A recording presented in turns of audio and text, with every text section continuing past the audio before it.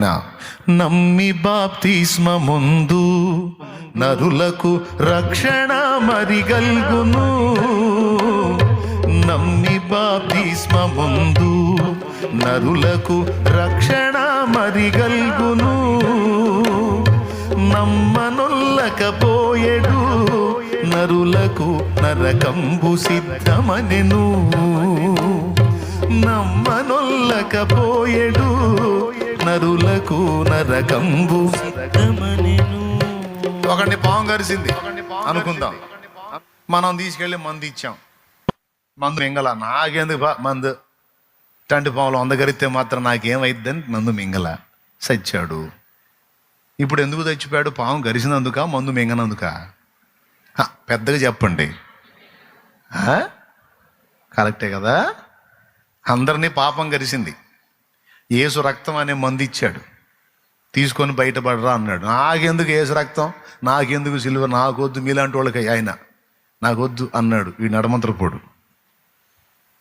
రేపు పాతాళానికి పోతాడు. ఎందుకు పోతాడు తెలుసా? పాపం చేసినందుకు కాదు, చేసినవి కడుక్కోనందుకు. దేవుడిచ్చిన అవకాశం వినియోగించుకోకుండా మిడిమేళంగా నడమంతరంగా ఊరేగినందుకు. స్తోత్రం. ఎంతమందికి అర్థమైందో? ఇది అర్థం కాకపోతే ఇంకేముంది కదా? కాబట్టి మన ధర్మం చెప్పమన్నాడు అంతే. బలవంతో పెట్టి ఎవరిని గదిలించమల్లా, తాళ్ళు లేసి ఎవరిని లాగమల్లా. ఆ మాట చెబితే ఇంకో రకంగా ఉండేది పరిస్థితి. ఆ మొక్క చెప్పాలి ఆయన. చెప్పు, నువ్వు ప్రకటించుకుంటా వెళ్ళిపో. విని విధేయత చూపేవాడిని రక్షిస్తా, తిరస్కరించేవాడు శిక్షలోకి వెళ్తాడు. వాడు శిక్షలోకి వెళ్ళడానికి వాడే కారణం, నాకు సంబంధం లేదు. దేవుడు తప్పేముందండి? దారి చూపించడం దేవుని బాధ్యత. చూపించాడు, అయినా నడవకుండా వాడు మిడివేళని తూరేగితే దేవుడు ఏం చెప్తాడు? కాబట్టి అందరికీ యేసును పరిచయం చేయాల్సినటువంటి బాధ్యత, రుణము ప్రజల విషయంలో మనం కలిగి ఉన్నాం. పౌలు ఏ భారాన్ని కలిగి ఉన్నాడో మనం కూడా అదే భారాన్ని కలిగి ఉన్నాం, అదే బాధ్యత కలిగి ఉన్నాం. ఈరోజు నువ్వు నలుగురికి సువార్త చెబితే నలుగురిలో కనీసం ఇద్దరు తెలుసుకున్నా రక్షింపబడతారు. వాళ్ళ విషయంలో నువ్వు రుణం తీర్చుకున్నట్టే. వాళ్ళ విషయంలో సువార్త ప్రకటించి నువ్వేం రుణం తీర్చుకున్నావు?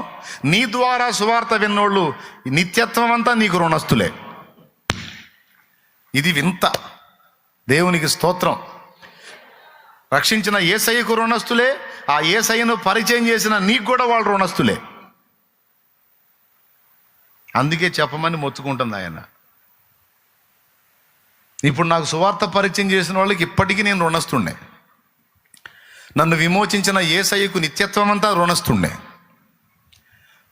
మన ప్రాణ విమోచన క్రయధనము గొప్పది, దాని వెల ఎప్పటికీ తీరకట్లుండాల్సిందే ఆ రుణం అన్నాడు.